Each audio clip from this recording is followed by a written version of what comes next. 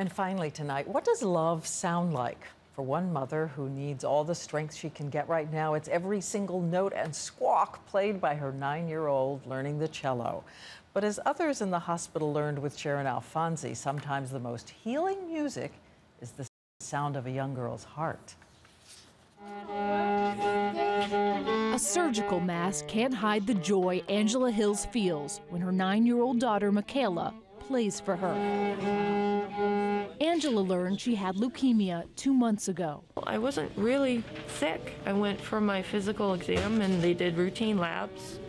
And then they called me on the 16th and said, you can't go to work. Her husband was laid off. She has no health insurance, but that wasn't her first concern. I knew I was going to be in the hospital for a long time, so I told her that I couldn't go that long without hearing her play. So the hospital invited Michaela to bring her cello in.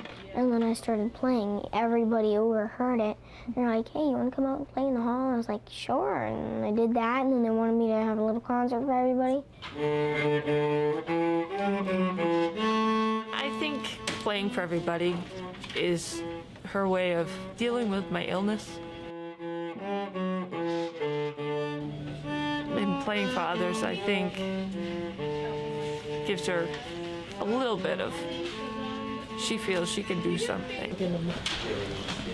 Bye. But during a recent interview, Michaela's cello fell and broke. The halls of the hospital fell quiet.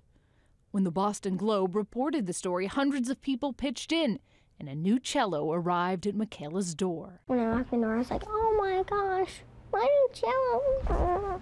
And I was just hugging the box. Up until now, I've never really seen the true good in people, and I'm really, really thankful for that. And especially thankful to now be out of the hospital and with her family.